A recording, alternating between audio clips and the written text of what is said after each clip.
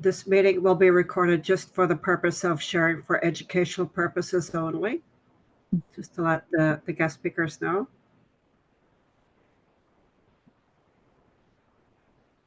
Let me know when you want to start, Barb. Sure, you can go ahead. Okay. Good afternoon, everyone.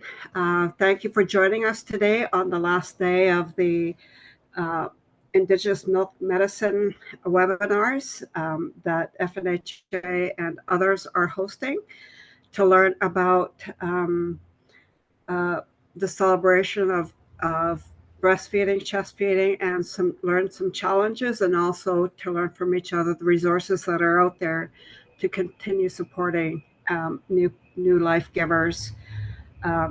Today we have three life givers who graciously agreed to share their feeding story with us. But first, before that, I'll introduce myself before I forget to do that. My name is Lucy Barney. I'm from the Titkit Nation, as well as in Quatqua. Both my parents are Statlia, and I currently reside on the ceded territory of the Tsawwassen First Nation and unceded territory of the Musqueam peoples. In the chat, it would be great if you could also acknowledge which territory you are residing on to give thanks for us to be able to do this important work throughout the whole province and via Zoom. All this technology is so amazing. So with the three parents that are with us, we have Aaron, Mercedes, and Josie, and they're going to share their breastfeeding journeys with us. And at the end, we're hoping to have time for some questions and share some resources with everyone. So we talked a little bit before, and Josie, who is in the territory, is going to be introducing herself. Just to let you know, she is out in the mountain picking berries right now because that's what we do. So Josie, I'll ask you to introduce yourself, and if you could please share your story, that would be great. Thank you.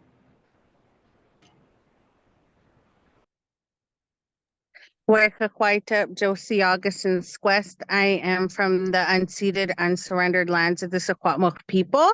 I'm currently in one of our areas called China Valley in the mountains. I'm picking huckleberries for my children, and I have them all with me right now.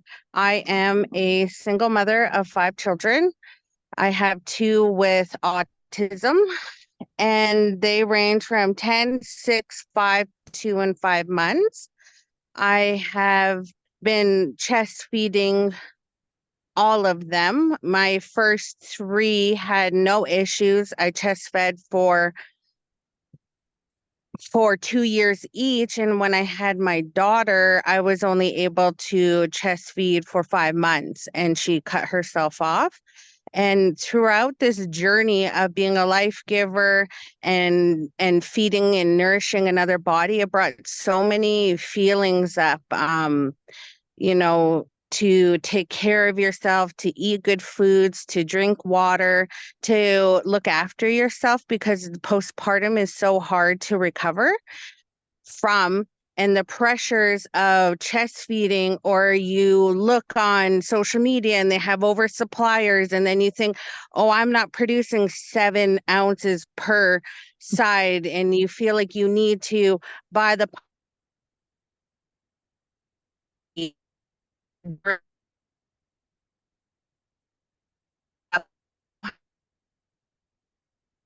if we need to be producing that much, storing so much. And I'm really fortunate to have a lot of women in my life that do birth work. They were able to come support, bring meals, rest. And that's something also I feel like as mothers, as young mothers, that we don't have time to nurse, or we feel like we're in a rush to get groceries, to clean up. And that is, I feel like, a really huge situation that can impact your milk production.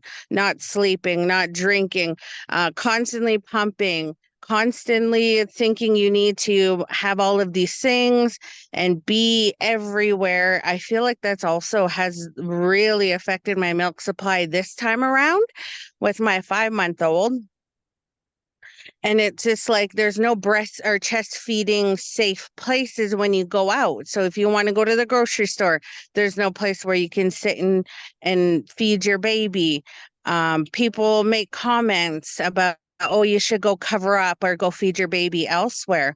It's society isn't open to us feeding our babies, whereas in history, our people would just feed our babies openly, when it was communal. And I think right from when you're about to have your baby, there needs to be supports where they're talking, are you going to pump? Making sure you have the right pump for your body, talking about mastitis, because I had mastitis for the first time and I went 5 days with it and ended up going to emergency and finding out how dangerous that could have been. So having, doulas, having more lactation consultants, FNHA nurses in community, just to give that awareness. What is mastitis? How does that happen? How can you look after it? And planning before you have your baby, I feel like would be so beneficial, because you go right from having your baby to right into parenting, where you don't have the time, you don't really have the support if you don't know. So I think those are some of the issues that I've run into in my journey. And like right now, I'm picking berries. I can foods. I try to eat as traditional and as clean as I can, but I've had so many hurdles feeding. I've lost my supply. I've had to get it back. I've bought like 5 different pumps and none of them work. And the pressure that you have to test feed. And, like people shame you. They shame you for if you have to supplement formula.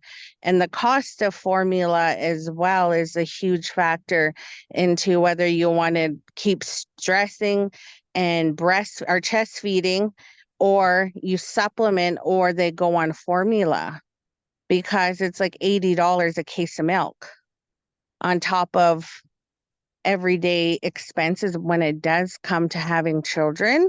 It's just really outrageous. Like I have to supplement my 5-month-old, and I've heard comments from my aunties, oh, you should just be able to nurse. It's easy. Well, not when I have 2 autistic sons who don't sleep. I'm busy. Sometimes I forget to eat, or I'm just so stressed that my milk dwindles. So I've had a lot of backlash, but I've stood up to myself. And my motto is fed is best, whether that's formula, whether I'm pumping, whether I'm breastfeeding or chest feeding. And really making sure that moms have that support for the first couple weeks after you have your baby, when you don't think you're producing enough, but you are producing enough milk. So that's a little bit of my journey. I've been, like I said, I breastfed. I had no issues with my 3 older sons for 2 years each.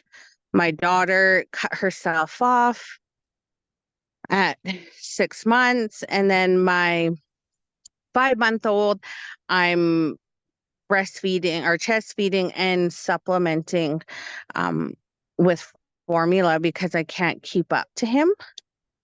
And then I've like faced the like pumping. I thought like I needed to have 7 ounces, or I needed to pump 5 ounces, and I was on a schedule and I was just getting no rest. I was getting clogged ducts. So I just kind of stopped pumping, and I'm just fed is best, whether he's having more bottles and then chest feeding, and that's fine too. And yeah, so that's my little story. I am, like I said, in the mountains. As First Nations people, we're hunters, we're gatherers. And as a single mother of 5, I prefer to go and pick and harvest and ensure my children have those good foods, and to be on the land. And it just really grounds you, because everyday life is so chaotic, and it's just nice to be able to just be in in nature. Cook Cookbeat Josie, thank you for sharing your story. Um, I've known Josie for a number of years. She had taken our doula training a number of years ago, and I watch her on Facebook and how hard she is working to be that good parent and feeding her baby all the traditional foods that she can and the supports that she requires. I know that she is doing her very best. And Josie, thank you so much. And I love the courage that you bring to sharing your story and the fact that, fed is best. Yes, thank you so much for saying those words. Um, Erin, over to you, please. And then we'll take questions later if that's okay. Hi everyone. Can you hear me okay? I'll just see a thumbs up. Okay, awesome. Hi everyone. It's really great to join you all today. Erin Gilpin at Gason. Lepa Kaitin Tochin. My name is Erin Gilpin and I am of mixed Michif Filipino and Celtic ancestry. My family is most of my family currently resides in the Paw, Manitoba, across northern Manitoba, and I'm a member or a citizen of the Manitoba Métis Federation. So, and then I think in my current situation, I am like such an honored mama of two daughters, and my first Inewa is just over 3 years old, or she's 3 years old, and then I'm also 4 weeks postpartum with my second one, Nataya, and so I'm in that world. I'm 4 weeks postpartum, and I'm just like blood, water, milk leaking in all of the ways. It's like a really unique and precious place to be in. And so yeah, I'm grateful to be able to have a conversation about this when I think about talking about breastfeeding or chest feeding. It's not necessarily something I've really actually had a chance to ever share about, or talk to other folks about, with. And I remember Leanne Simpson, who's an Anishinaabe writer, at one point they say something like breastfeeding is the first treaty. And I remember hearing that, when I was like in, my young 20s, and not really knowing what that meant, and now it's something that I really think a lot about, and I'm like constantly crying because this is just where I'm at in my postpartum, so I'm probably going to constantly cry throughout this whole thing, especially because I've never really reflected about these things before. But yeah, I mean, my background into learning about breastfeeding and chest feeding was pretty minimal, to be honest. I worked as a birth doula for about 10 years, and it was something I was really involved in my life. But um, I didn't know much about postpartum, and I didn't know much about once babes was born, what kind of happened in that world afterwards. I would be there for birth and then, a couple of visits afterwards, but that was really my scope of what pregnancy and perinatal stuff meant, was kind of like birth. And then when I had my first, I was introduced into postpartum, and it was like, whoa, it was a whole different experience. And so my partner and I live far from our families, which is pretty it really impacts how we experience postpartum.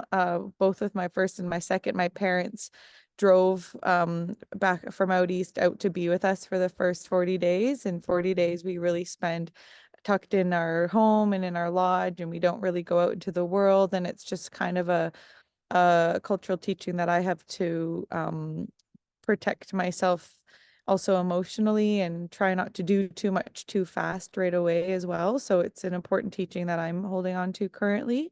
But because I didn't know much about nursing or breastfeeding, it was kind of, I think looking back, a good thing, because otherwise maybe I would have been too anxious about it. So with my first, with Inewa, both of my daughters were born at home, And with my first, I had to pretty right after go to the hospital to get stitches. And so as soon as she was born, I kind of went to the shower and then I got dressed, and then I went to the ambulance, and it was right in that ambulance where I just put her on me, and I was in kind of la la land and the adrenaline of it all, and didn't think too much about it, and we just connected in that moment. And that was the first time that she latched and that we had that whole um ambulance ride together. And yeah, I mean, it was a really cool moment because I don't necessarily feel safe in hospitals, and it's not something I want to be a part of, those types of settings, but we kind of, that was the tone set for, having to go to the hospital thereafter, which was really nice. And this is here, let me move this over here to the sun. And this is Inewa. I was just talking about you, buddy. This is Inewa here. And my little one's just waking up, so I'm probably gonna have to feed her. Okay, can you go get Natalia for me, buddy? Okay. And then from that point on, that night was actually I'm just gonna get my little one because she just woke up. So I don't know. Here, okay, let's switch out. Okay, ready, buddy? Come here, baby. Thanks, Mama. This is Nitaya. She's just waking up. Those are aunties. And then with the Newa that night, I actually, or like 2 nights or something postpartum, I just went into full night sweats and then woke up with milk. And that was my experience with the Newa. And Inewa is pretty, there you go, baby.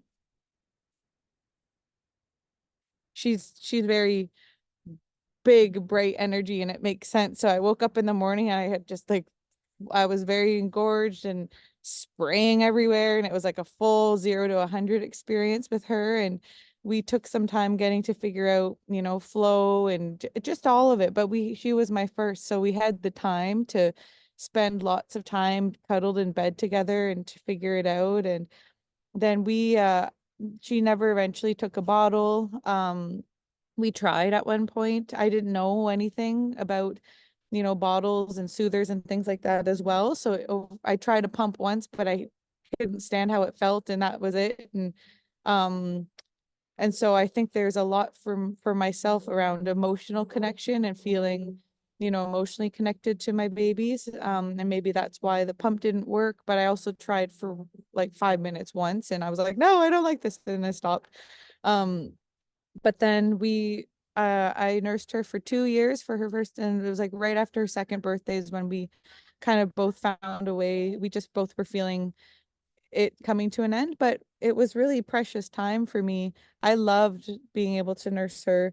It was a time for me and for us to just connect, and I would use that time to pray. Not every time, obviously. I think Josie really hit it on the head. You're not aware how the world is architected by non-life givers or non-breast or chest feeding people. You're just constantly looking for safe places to be able to nurse your baby, and it's pretty wild how little space there is for us to have that important place for us to feed and care for and connect with our children, which I think speaks to a lot for the types of societies that we're meant to navigate. And so yeah, I had a really precious time with Inewa, with my first, and it was just a time for her and I, to be honest. So I really, really loved that time, and I would nurse her every night before bed, and it was like my favorite time of the day. It was honestly also a time my nervous system would just reset too. So, and then with my second one with Nataya here, she's very much more of a gradual person in herself, I think, than my first one's just ready. She's really much born ready, and Nataya is I think a very sweet and gentle and gracious with me and with her time. And so yeah, my milk came in a little bit slower, and it's interesting to talk about this. I'll just kind of, maybe the last thing I'll share is that over these past couple of weeks, she's had gas, which is normal in the first weeks of life, and as she's landing into her body. And but I was really getting into my head about the latch. It was something I didn't really think about too much, but I could hear her like kind of bringing in air as she would latch. And so I would, ask my midwife, and we would just text because we don't see each other too often, or talk to friends, and up at 3 a.m. talking to other friends who are up nursing. And I'd be watching all these videos and trying all these things and how to hold my areola and my, just everything. And it just got me really anxious to this. And it wasn't something I experienced with my first, with this thing, was the anxiety around, is she getting too much air? Am I doing this right? Is the latch okay? Is it deep enough? Is it a shallow latch? I just don't know. And I'm so tired.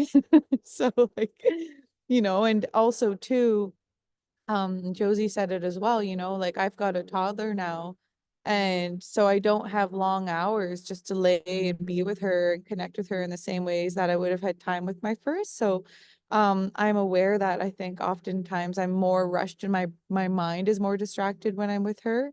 And I think she's been really asking me to have more intention and like put my phone down and things like that when I'm sitting with her and nursing with her, and I'm catching myself. So I kind of got to this place where I was like, I can't try these things. Like I'm getting too much in my head. I have to trust my body. My body knows how to do this. I know she knows how, and she knows what she needs. And so I stopped watching the videos, and I put away all these ideas and techniques and stuff that I was learning and trying. And I just kind of started to focus in on her more. And since then, I think her latch has improved. It was maybe a bit more shallow, but it's definitely better now. And so I think we kind of moved through something this past week, which is really neat, and has put us right into this moment now. So um oh, there's the other baby.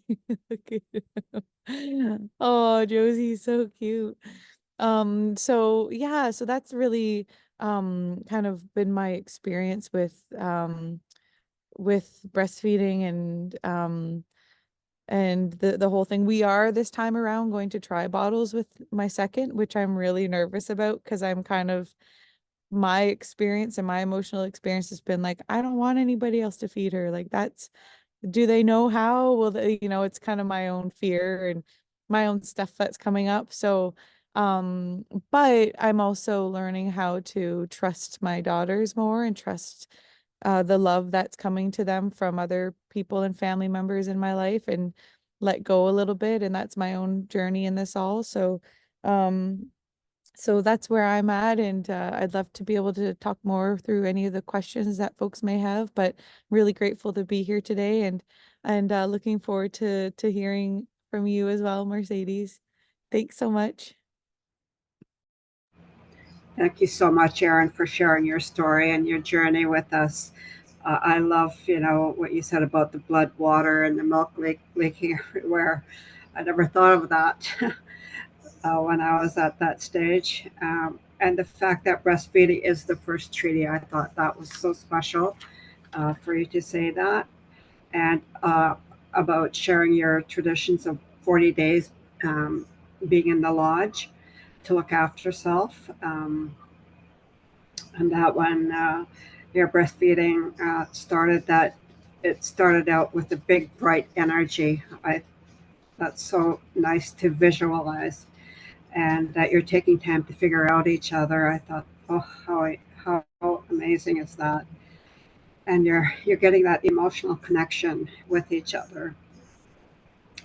And it's sad, to hear you and Josie state that there doesn't seem to be a safe space to feed your sacred bundles. And I'm hoping, that will change soon, because um, that shouldn't be the case at all. And it's great that you have your resources to be able to text your midwife, and that you're watching videos, but then you decided to trust your body and your little one, and know that you have questions about trying bottles, and that you're nervous about that. So thank you for sharing. Um, if we could take questions in a little bit, that would be great. we'd like to hear from Mercedes, if that's okay with everyone. Mercedes, are you okay to share now?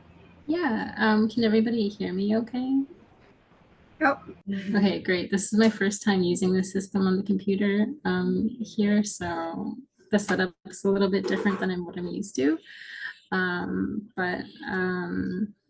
My name is Mercedes Williams, and I'm from the Nuu-chah-nulth and Wasatanish territories from the villages of Sayout and Yukulin. I'm speaking today from the Victoria Native Friendship Center, which is located on Wasatanish, Songhees, and Esquimalt nations. I just wanted to acknowledge everything that Josie and Erin were sharing. I felt very that you both were speaking on to a lot of different things that I haven't really thought about in a while. I don't really get to speak a lot about like breastfeeding and like my experience with like parenthood.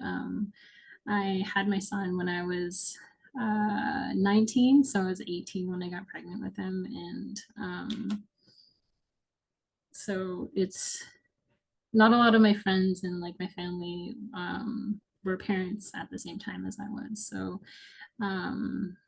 now that I'm out in the community more and meeting more people my own age and older that are parents, it's I guess speaking about my experience in this way is still very new. But I'm just grateful to be here and to be speaking alongside Erin and Josie. So so I guess where I could start is when I was younger, my mom would always tell me that I had this obsession with babies and baby dolls and everything. And she shared with me when my son was born is that she knew that I would that she knew that I wanted to be a mother at a very young age because of how I would take care of my cousins, my younger cousins, and my dolls and everything. And when I was younger, I had a really bad accident with downhill mountain biking. I injured my back quite harshly, and when I was in the hospital, they said that because of the location of where my injury was, that it could affect my my uterus in a way where I wouldn't be able to have children. And I remember being 11 years old and really being scared of that because I knew that it was something that I wanted to do at a very young age, and I didn't really think about it until they told me that it could have some effects. So I guess since then, my experience with like breastfeeding and being a parent has been I guess very highlighted in my life. A lot of my older cousins, they're all around the same age, so they all started having like children like back to back to back, and it was like the perfect age for me because I became a babysitter. I got my babysitting certificate like right around the same time, so it was like I had like a just back to back clientele of babies to babysit. So everybody in my family, for the most part, they all chose to like breastfeed for like a minimum of a year to 2 years. And I just remember being like surrounded by all of like my cousins and like my aunties, and you know, just having that being like so normalized. And I didn't realize that I would have been really rich in that way because when I moved out and I had more experiences like with other families and like me breastfeeding and it not being normalized, I didn't realize that I was, you know, the families would be thinking that I was doing something wrong or weird or in front of family. So when I first started breastfeeding my own son, I felt a lot of gratitude towards my family for, I guess, raising me in an environment where it was accepted and, you know, encouraged if you're able. And they're really supportive in that way. But I think my experience with my son was a lot different than my daughter. When it was my son, I was a single mom for 2 years, and throughout that, I was the only parent and like adult figure that he had in his life, just like raising him through like the peak of pandemic and figuring out how to deal with like mastitis and managing stress, because I was in I had just started my post-secondary journey when he was a year old, and that was like in 2019, and I only had like a little bit of time before we had to like quarantine and everything. And I feel like just because of the time with me starting my post-secondary journey and having the effects of COVID and losing my job and having to care for this child and like maintain my GPA, and I was starting to get like really stressed out, and I noticed that my son started biting me to the point where I was like bleeding every day. And I finally realized that it was because he was feeling my stress. And so I think in some ways it was kind of a blessing that I had experienced that, because it really like highlighted to me and how much I need to make sure that my life is in balance and I'm managing all of those stresses and making sure that I'm getting like what I need and knowing when to ask for help or like a break, just because of how apparent the stress was that it was affecting my baby through my milk. And I think ever since then, I've really made sure that I take the time to just relax and, just be in the moment with my babies while that's happening. And I think that's like really helped me through like postpartum with my first and my second child, and, becoming a mom of two, and just really trying to like balance everything with work, school, and like home life. And I think now I'm starting to get like the hang of it, I guess. But I definitely feel like what could have helped me in those moments is just like, I guess, just being a little bit more aware of like all the resources and things that are out there that could have helped me the first time around, because I don't know, I really didn't know what I was getting like into, I guess. And I guess like the breastfeeding realm with my first child, I think just because like in my family, how I was saying, it was so normalized for so long, that there was like a very specific way and like traditions and values that my family held that I followed and listened to it to a T, to the point where I didn't really ask too many questions about, things outside of that realm. So like things like mastitis and breast pumps and bottles, I didn't have too much like education around that. And with my first child, he like fully rejected a bottle and like pacifiers and everything. And I remember feeling like every now and then I just wanted somebody to give him a bottle, but he wouldn't take it. And I remember just like feeling so just overwhelmed with everything. And I breastfed him for like 3 years, and I was like fearful to stop, just because of I knew how much he like wanted it and he needed it, but it was just like coming to the point where I was expecting my second shortly after. And in our tradition that we breastfeed our children until we have another. So I knew that time was coming up for him, and it ended up being the easiest wean that I've experienced so far. I think he was probably more ready for it than I was, and it wasn't something that I like really even recognized until, you know, he fell asleep, and it was like he was okay, and I was like, wow, he's really growing up. But like with my daughter, she took a bottle fairly early. I think she was like maybe a month old when we tried, and I had pumped, and my partner gave her the bottle, and she took it right away, and I was like, oh my goodness, like Emerald, my son didn't do this when he was this young. And I just remember feeling like a little bit of a sense of relief, like knowing that there's a little bit of you know, balance between you know, just, you know, if I needed a break from like breastfeeding, and I feel like the balance of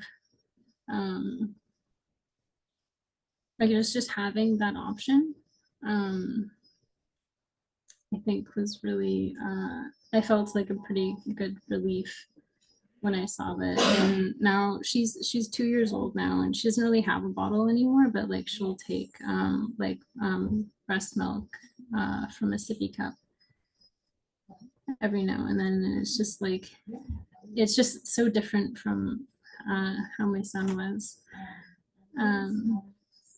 But sorry, I'm just losing my train of thought here. I was going to talk about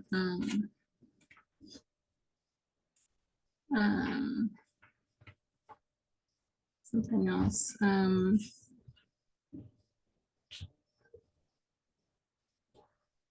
Yeah, I don't remember where I was going, but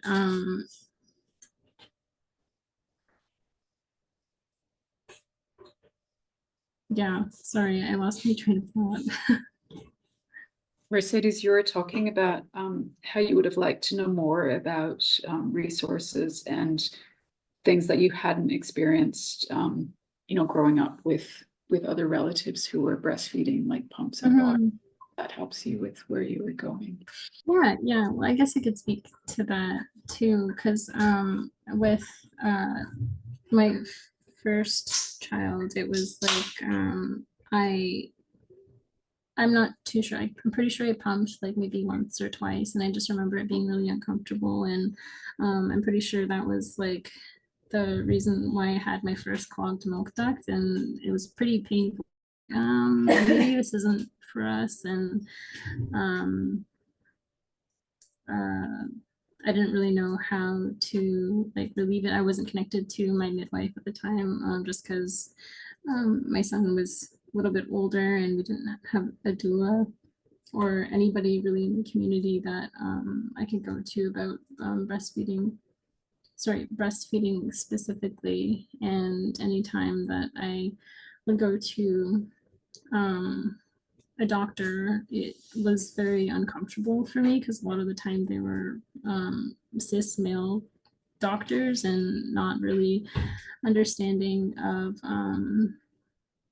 you know, my own like traditional values with like breastfeeding. And a lot of the times I was like just encouraged to stop breastfeeding because it was so painful, or to not pump at all. And didn't really seem too helpful for me. So I had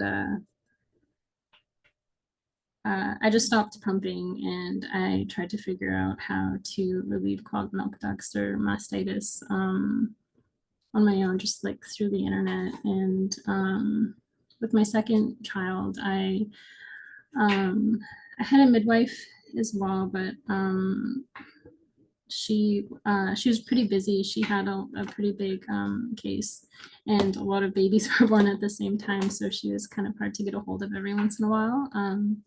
And then when my daughter finally aged out, we were kind of like cut off from that connection. And it wasn't until I went back to school with my daughter, because I took both my son and my daughter to school with me But with my daughter, for some reason, the cohort that I was in had a lot of doulas they were also Indigenous, which I was super grateful for because I learned a lot of them just like speaking with them, like throughout my break and everything. And I learned about like BIPOC doula like offices and like people that I could speak to. And I guess just like I was connected to more people that I could just like ask anything to. And yeah, it was just a lot more, I had a lot more information with like breast pumps and like mastitis. Like with the breast pump, I didn't really know like how to like correctly size the like the valve thing to my nipple. I didn't realize that like I guess the different sizes. I didn't know you could buy different sizes, and I didn't figure that out until my second daughter. Sorry, no, my second child. So yeah, that was really helpful, and I avoided a lot of clogged milk ducts that way. So I think that that could definitely have been really helpful with my son. But yeah.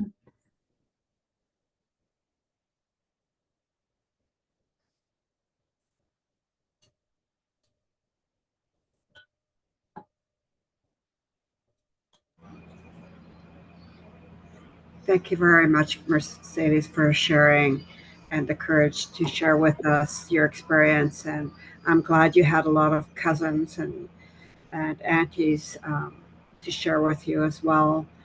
Uh, Sad to hear about your accident when you were 11 years old and the news that you received then and that you overcame that. It's really great that your cousins and aunties also normalized and that you had gratitude for everything that they shared with you, um, and that you know when to ask for help with them, and that you learned to relax and to be in the moment with your little ones, and that you got the hang of it as well, um, with your being with your little ones, and also with resources that you had.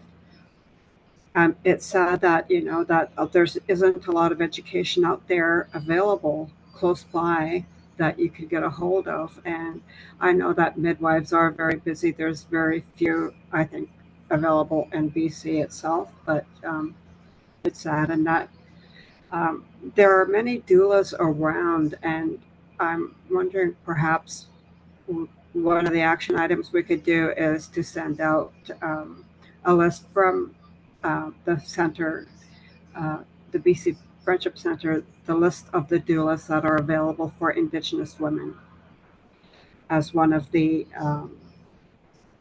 things to share out with everyone, because I know there's quite a list available. We've trained a lot of Indigenous women to become doulas.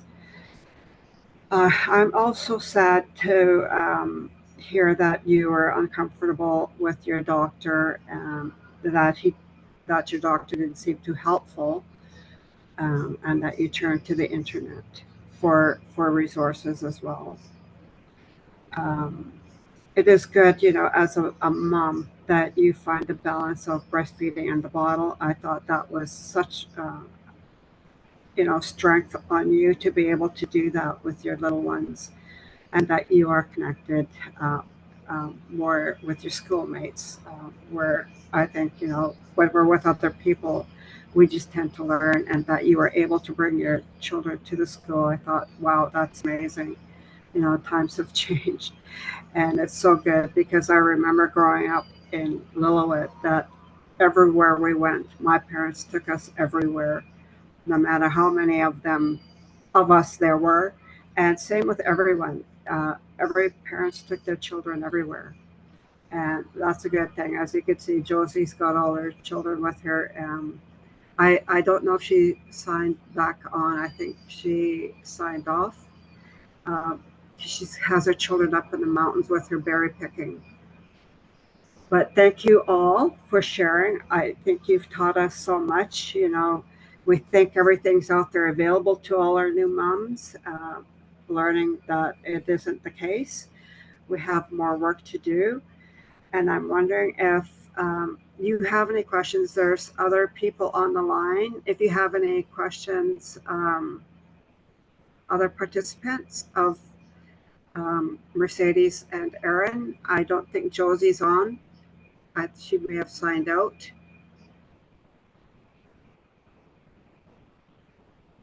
Lucy, I got a message from somebody on my work phone saying that they got booted out of Zoom. So I'm presuming it's Jose.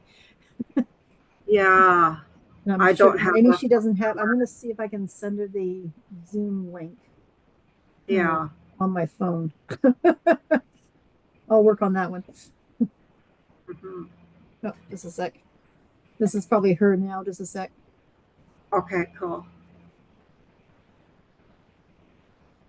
Could I say one thing? Actually, I wanted to share, and I'm not sure, Mercedes, if you relate to this. You kind of shared about it a little bit, but my experience with uh breastfeeding or nursing my little ones in maybe like the Western world or just like out and about in the world or in town and stuff, and in contrast to nursing them in community, Indigenous and non-Indigenous spaces is just so drastically different. And Lucy, you sharing that story about,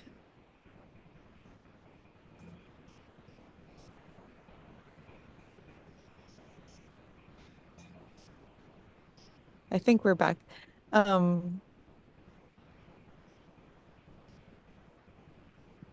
We're on. I could see you and hear you. I Oh, you're just on. really agree with feeling safer. Well, I'll type it. I'm gonna type. Okay. Thank you.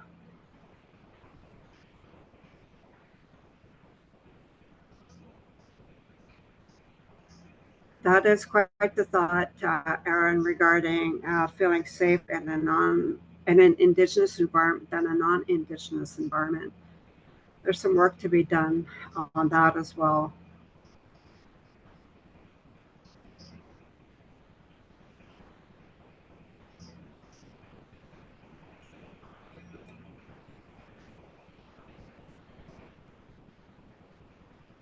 I just wanted to say thank you so much to Josie and Mercedes and Erin for sharing your stories and your experiences. I think you shared a lot of wisdom just from your lived experiences and your journeys as life bearers and as people who've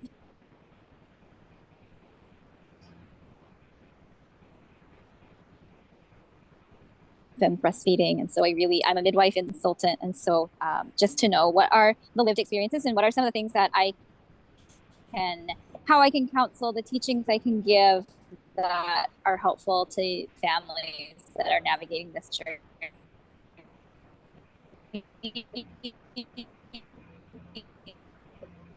Your stories.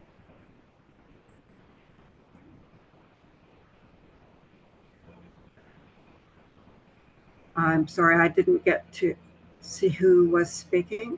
That was Lydia Doublestein. Okay. She was just breaking up on my system. I don't know if you all heard what she was saying.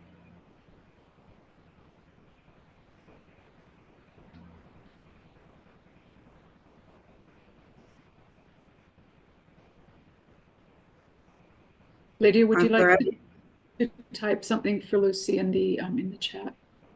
I got Josie's back. Awesome. You're faster than me. I was trying to send you the phone number. Does anyone have any comments or questions for our three panelists, or some resources that you could share regarding what they shared with us and some of the challenge they had? I have a question.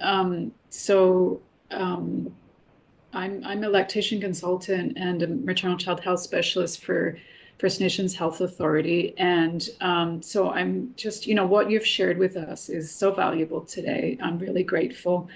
I just have a quick question about breast pumps. Like, did you feel, I'm curious, what brought you, those of you who have pumped, what initiated that? And it does sound like it's caused some problems with things like mastitis. And do you think it was inevitable that you needed a pump, or was it something that yeah, I'm just curious how it happened, and whether you found pumps useful or more of a hindrance.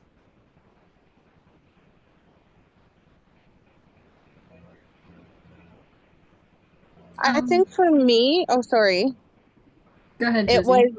was social media, right? Like all of these hip moms have all these pumps, and you can pump and you can put milk away, and there's not a lot of information about pumps, like flanges. Like I pumped with my other four. Never once did I have a flange, not knowing that that makes a huge difference, or using nipple cream, or what do they call it? Strawberry milk.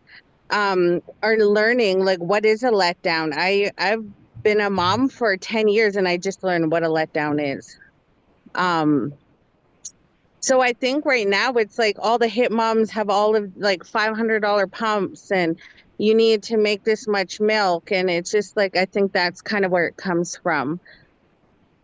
But also like in explaining that it's okay to be overstimulated when breastfeeding. So like when you're newly postpartum, you get postpartum overstimulation where you're like, you don't have the patience to sit there and breastfeed, or you feel guilty that you have to let your baby cry a little bit. And I also feel like that's not really explained, because as a mom, you do get overstimulated breastfeeding and stuff. So I think having a resource and explaining that's okay too.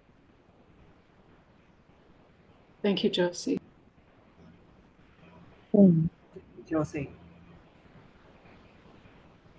Yeah, I think for me, it was just, I felt like, I guess life was kind of pushing me that way. Like there's a lot of things that I needed to tend to after having my son, and just like different things that I had to do throughout the day where I wasn't able to bring him, or it just would have been a little bit easier to not have a baby attached to me.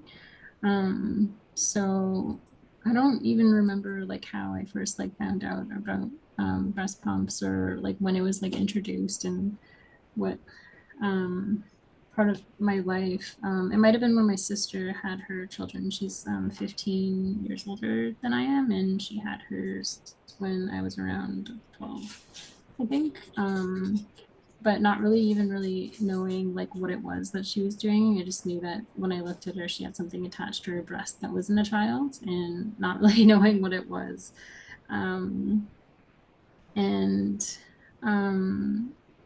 yeah, so I think just knowing that there was a little bit of like convenience attached to having a breast pump and introducing a bottle to my child, and also just like being a young single mom and knowing that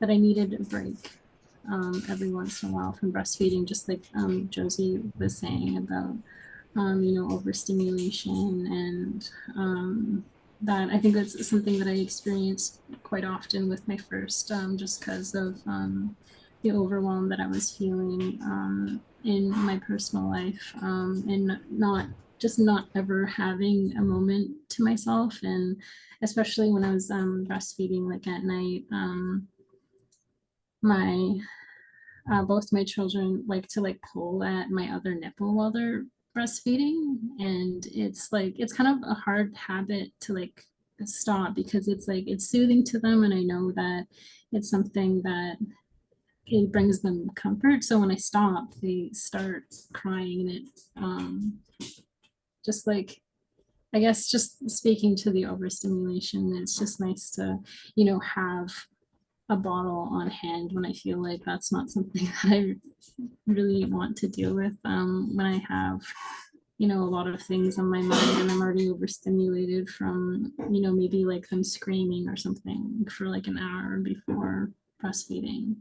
So I think just the convenience that was attached to introducing the pump in a bottle was what brought me to trying the pump for the first time.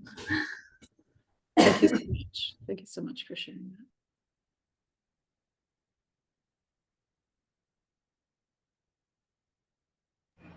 Thank you, Mercedes, for sharing that.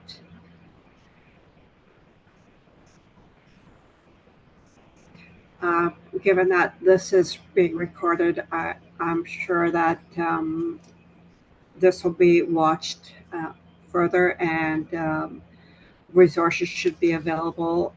Hoping, and I did see one comment that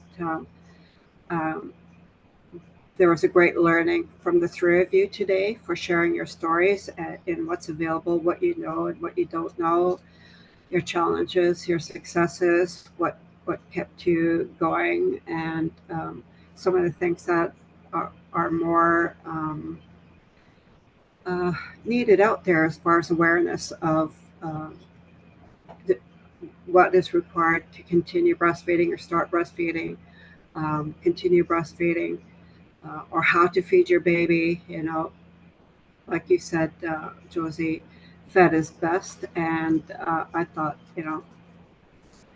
as new life givers, we're doing everything that we can within each moment that we have, every day, all day. Thank you so much. I don't know if anyone has any last thoughts or comments before we close this session. I would just also thank the three moms for sharing your stories. It was wonderful. And really appreciate the time that you've taken to meet with us, because all three of you sound very busy and have lots of things on the go. So certainly appreciate the time that you've spent with us today. Thank you. And I think we shall call this the Huckleberry Picking Session. I think so. Thank you all. I will do a small closing, but I want to thank all three of you, Mercedes, Erin, and Josie, for the courage to share. And, there's successes and challenges and the hard work you're doing every day for being new moms. And it's just very heartwarming to see you doing such a great job, all three of you, with all that you have and all that you bring with your sacred bundle that you brought into the world. With that, I will close with a prayer, and just to let you also know that all these resources that were created over the last few days will be shared on the FNHA website and perhaps other places as well. But we do have your contacts now, Josie, Erin, and Mercedes as well. And they will be shared with you in some format. With that, I thank the Creator for bringing us together through technology, that we can come together and share our stories, our successes and challenges regarding feeding our sacred bundles, our gifts to the world, and to our life givers for being there and having the gift of bringing new life into the world for 7 generations ahead, on being the greatest moms that you are, that we continue this kind of good work together.